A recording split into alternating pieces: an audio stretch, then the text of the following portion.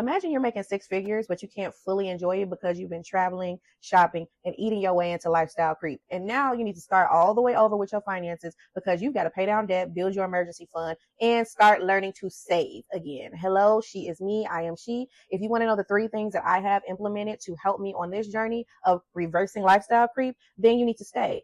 First things first, I had to do an audit of my finances, separating my basic bills from anything that was considered leisure, extra, or something that was not a necessity.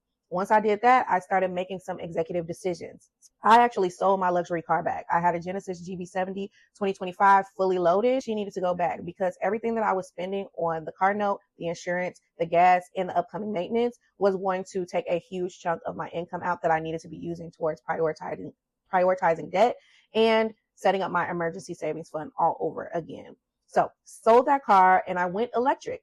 Going electric saves me about $900 a month as we compare it to the note, the insurance, the gas, the maintenance, about $900 a month. So that was huge for me.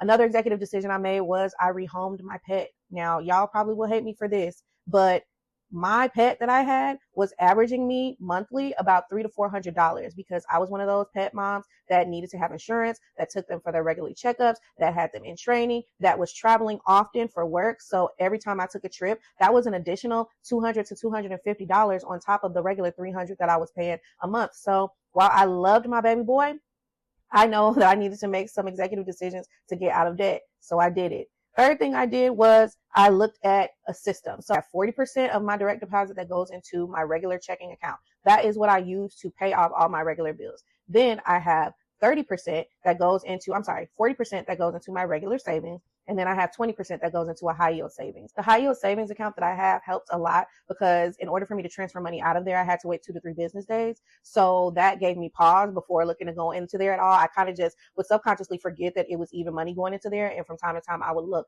and see. And so it's really rewarding to see that balance go up. So I balance what I have in savings and what I have in my high yield to decide what to pay down debt with next. The fourth thing that I do is I'm attempting the snowball method of debt pay down. So if I have $100 going to one credit card and now that's paid off, I'm going to roll that $100 payment that I was paying before into the next credit card payment. Now, some people will pay off their highest APR credit cards first, but I go based off of APR and balance. If the balance is super small, I'm knocking that out. The larger balances, I will chip away at those gradually. So these are some of the things that I'm doing to rebuild my emergency fund, pay down debt, and save simultaneously. And this is the way that I'm reversing lifestyle creep. Let me know what methods you're using in order to pay down your debt, save your emergency fund, start all the way over.